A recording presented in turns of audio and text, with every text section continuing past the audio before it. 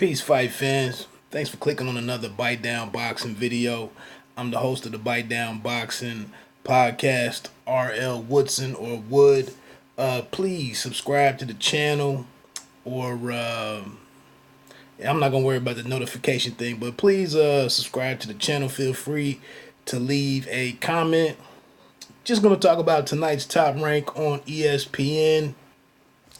I will have a link to this week's podcast just put up earlier today. Got it up a little late, but it had a preview of the Loma-Pedraza versus Pedraza. Just my take on that. And then also had a phenomenal guest with Malissa Smith, who is an author. I believe the name of her book is A History of Women's Boxing. So, of course, with the HBO show tonight with Cecilia Breckus and Clarissa Shields, I thought it'd be awesome to have Malissa Smith on to discuss women's boxing, a bevy of topics there. And what else was I? Oh, and you can find her on Twitter at @GirlBoxingNow is her Twitter handle. So let's jump into it. Well, actually, I was trying to do a live stream. Something is going on with my camera. I had some graphics and pictures and everything set up to go, and for some reason it was a major lag in it. So I just decided to come over here to get my video up, because tomorrow I'm not trying to do anything on social media. I'm trying to hang out with the missus and do some stuff around the house. So if I don't respond, maybe I'll say something Monday. But yeah, tomorrow's kind of a day around the house. Let's start at the opener of the telecast. First of all, I was very excited about this card with Isaac Dogboe coming back to ESPN. Obviously, Lomachenko returning from surgery to repair his labrum, and then Jose Pedraza is a guy who's been on a good run. So I was interested to see kind of what his style did. I thought I wouldn't say he's better than Jorge Linares, but I thought he definitely presented a different challenge for Lomachenko. And then also in the opener, Teofimo Lopez with the takeover going up against Mason Menard. So let's chop it up really quickly. For the opener of the ESPN broadcast, not the ESPN Plus action with Besputin and who else was on there? Mainly that one. Again, let's get to the Mason Menard fight with Teofimo Lopez. Not a whole lot to discuss there. Lopez is a very talented prospect, a fast rising prospect. All the tools, good power, showmanship, smart boxer, creative, power with both hands, exciting, young, and 44-second knockout, a one-shot right hand came over the top, looked like it landed about in Minard's in the temple area, and just a talented guy to be able to pull that shot off. I guess it was somewhat of a counter, just understanding when Minard was getting ready to throw his left hook and placed that one perfectly. The guy was out. Minard was out before he hit the ground. No way of him making it back up to continue on. It was waved off shortly into the count. Teofimo was coming off of hand surgery, and I thought I saw an article, or maybe it was a video on YouTube, where he, was taking it personal to have a better performance against Minard than Devin Haney. I thought that's where the title of that video, I think it was a video, where it was going, was he wanted to have a better outing against Minard. Just to show kind of the levels between those two guys. Obviously, in my opinion, styles make fights, but I do think that's maybe a fight or a rivalry down the road. But right now, I don't think that's really close right now. But we'll see. Moving on, man, I was very excited for Isaac Dogboe. Ghanaian. He's from Ghana, a Ghana product. By way of now residing and training for the most part in England, and defending his WBO junior featherweight belt for the second time. And I hadn't heard much of Emmanuel Navarrete. And wow, Dogboe ran into something unexpected tonight. Emmanuel Navarrete was able to use his length, his height advantage. He looked like a crane out there, kind of just pushing Dogboe back all night long, except for the first round when Dogboe had some success trying to land the right hand. But once he decided to come forward and to give Dogboe something to think about, and to just to give him some problems to solve and make him be reactive to what he was doing, Dogboe just didn't consistently have answers. He doesn't really have a great jab, an offensive jab. He kind of has like a swatting jab. His jab's not really one of his best weapons. Really, he had grown comfortable with his power and his whole Neho mantra, and the way that he got the Hataki guy out of there in Arizona, and then the entertaining fight with Jesse Magdaleno. But Navarrete was just it was his night. I thought one thing, like I said, him using his height, him starting to come forward, backing up Dogboe. I think if you look at it between rounds, maybe 2 through 8 and 9, maybe 9 with some of my notes here. Dogboe just never got his feet set. Sometimes he was going to punch with the right hand. Even one of his better punches, I believe, he was leading with the right foot and throwing the right hand. And just all night long, it's like he can never get his feet set to really get into his power. He did have the, I believe it was the 7th and 8th rounds was when he looked to get back into it, winning both of those rounds on my card and kind of reestablishing himself in the fight to a degree. I think at that time, after the 8th, I believe I had it 76-76, and that was a round where Navarrete took it off, I think, and then we learned that it might have been a hand injury in there. But in that 8th and 9th round, great body work from Dogboe. Started out early with left hook upstairs, and then took them working the body, and looked like he was going to climb back into the fight. He was more spirited. It seemed like his energy was back up, and then he didn't get that knockdown in the 9th round. It's not like he really hurt Navarrete, but it still should have been scored a knockdown, in my opinion. It did look like it was something that was high up on the shoulder and whatnot, but he didn't get that knockdown. That could have changed the score significantly right there if he would have had a 10-8 round. But coming back into the 10th round, Dogboe slipped in that corner on a shot that Navarrete landed, and he kind of got the, he wasn't scored or given a knockdown, so that he took a 10-8 round. So it kind of was a wash, I guess, in some regards. But and then into the 11th and the 12th round, I mean, he was just taking shots, being punished pretty much. I mean, his face was busted up. Even down in his mouth was very swollen. Just a tough night for Dogboe. Very unexpected. It just seemed like, I think one thing that maybe made him a little dispirited was the fact that even going into that second and third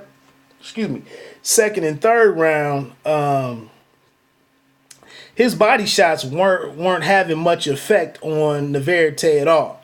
I mean, he was taking that with no problem, and in conjunction with that, Dogboe couldn't get to the face or the chin or the head of Navarrete most of the night. Just with him managing the range, staying outside, like I said, using that length, and then when he was coming forward, keeping that straight right hand in Dogboe's face. Dogboe was, had to stay on his defense, ducking down low, trying to slip shots, and except for that round in the middle of the, late middle part of the fight where Navarrete took the round off, he just really didn't have any answers for Emmanuel. Great win for him. Phenomenal showing, for it to be the first introduction to U.S. fight fans. I did think it was very classy at the end with Dogboe, starting his interview off with, being who he was before the fight, saying the whole Nehu thing or chant, and just chalking it up to, the best fight the best, and sometimes it's not going to be your night. And, I thought it was interesting that Tim Bradley moved or, suggested that they stop the fight, that the corner stop the fight. His father, I think Paul Dogboe is his name. That's a tough situation there because you don't want to, it's boxing. And, a champion, you don't want to be stopped. You don't want to quit. You don't want the opportunity to be taken from you, where somebody has a loss on your record. And I don't know if he was necessarily being hit with, if Navarrete's power was really, that great where he was sustaining a lot of damage. But anyway, and then he ended up finishing the fight. He was backing up most of the 12th round, a lot of the 11th round. And like I said, just the earlier part of the fight when it was still, when it was hanging in the balance, he really just couldn't get his feet set to get his power off. And like I said, once Navarrete made it in his mind to come forward, it was pretty much a wrap for Dogboe. So we'll see what happens with him. Now I'm starting to second think that Daniel Roman wouldn't have had some good success against Dogboe. So that's that. Let's move into the main event, the return of Vasyl Lomachenko against Jose Pedraja. I think I was pretty spot on with the prediction piece up at bitedownboxing.com, www.bitedownboxing.com. Just me and Eric Duran on this one with our breakdowns and predictions. A different Vasyl Lomachenko tonight. I can't think of it was kind of like, I don't know if any of you guys are fans of Rounders with Matt Damon and Edward Norton. But remember when they went into the thing and Matt Damon was like, "Hey, Worm, just play it straight, man." I think they went to the university. And he was like, "Hey, just play it straight. No fooling around. I can beat these guys straight up. So, don't come in here with the hustling and using the mechanics grip and all of that. We'll just do this the right way." And it was almost as if Lomachenko was just like, "I'll fight you straight up." We didn't see him doing much of that stepping around to the right, that quick step around to the right, turning and turning his opponent and getting to different angles. We only saw it like once, or twice, mainly in that 11th round when he really stepped on the gas and really took full control of the fight. Got the 2 knockdowns. I had the fight 117 to 109. Really quickly on that Dogboe and Navarrete fight, I had that one 116, 112 for Emmanuel Navarrete. But getting back to Lomachenko and Pedraja, Pedraja kind of did about what I thought he was going to do. Like I said, he has a very choppy style. Seemed like his rhythm, like I said in my preview and on the podcast, they have different rhythms, and then with us seeing a much more different rhythm from Vasyl Lomachenko, through the first 2 or 3 rounds, it was a lot filling out, or seeing, deciding how the fight would be fought and on what real estate. And Pedroia all night long was just, even though he had the 5.5 inch advantage, inch reach advantage, he still didn't commit and sit down on much of his punches all night long. He kind of just flicked shots out there all night, and that's the movement. Even though it was less dynamic, maybe it was still enough. It was still enough of Lomachenko that gave Pedroia a lot of pause. And like I said, he mainly was just flicking shots out there, just trying to hit something, trying to stay busy, trying to give Loma some a look or some looks. And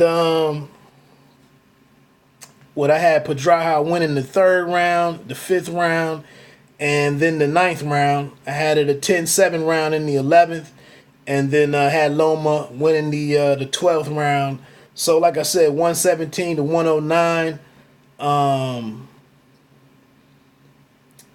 Even when and then Pedroia had some success not early in the fight when he switched to the southpaw stance, but later in the fight, where was that?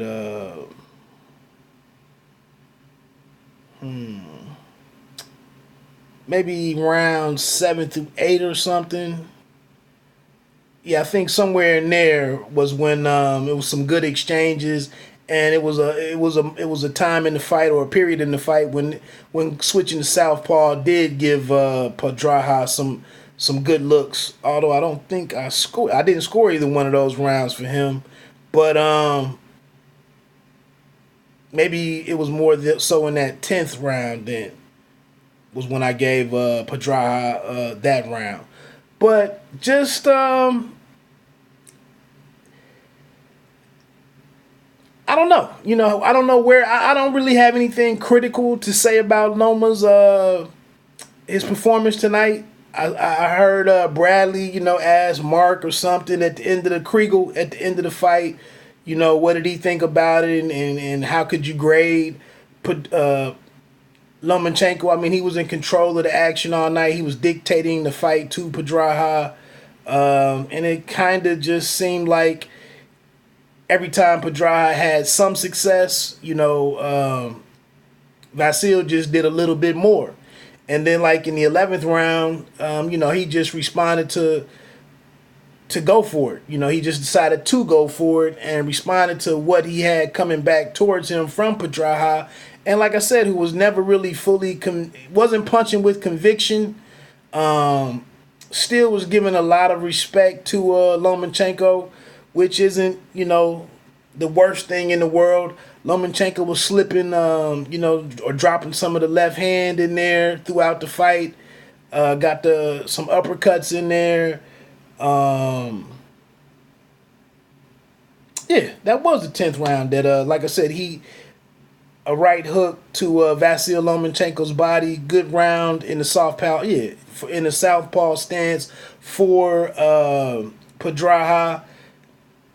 Like I said on the podcast earlier, Pedroia is not really special. He's a good professional. It's great that he resurrected his career, and kind of redeemed himself, reclaimed his career, and got back on the right track. Went to Arizona in a very entertaining fight. Won his second championship in the second division. So all in all, mission accomplished. Even from the tank knockdown to get yourself back into position for a 7-figure payday, and headline an event with the great Vasyl Lomachenko. That's winning. But he came up short tonight. The scores were very well refereed fight by Harvey Dock too. Very, very well refereed fight. But the scores were Joseph Pasquale 117-109, then Tom Schreck 119-107. I'm sorry, 117-109, 119-107, and then Steve Weisfeld 117-109. So I felt like I was right there with everybody, with the judges. So, little feather in my cap, I guess. I guess if I kept going on about this, I'd just be repeating myself. I thought it was a pretty good night of action. Pretty good card. Probably won't be the best fight of December as I had predicted, not knowing what was going to go on last week with Fury and Wilder. But a good card. Good action. Great scene in there tonight. Like to see, I thought, Lomachenko had his face was a little bruised up, and there was some jabbing and some shots, a little bit of body work from Pedroia that built up a little damage, accumulated a little damage on Loma. So we'll see what happens next. He did call out Mikey Garcia after the fight, kind of half-heartedly. I think he knows the challenges there, and who knows what version of Garcia could be available in the future following the showdown with Errol Spence Jr. We'll see what else happens, though, with Loma. There was one other thing that I wanted to mention before I got on out of here. I said it just as I was...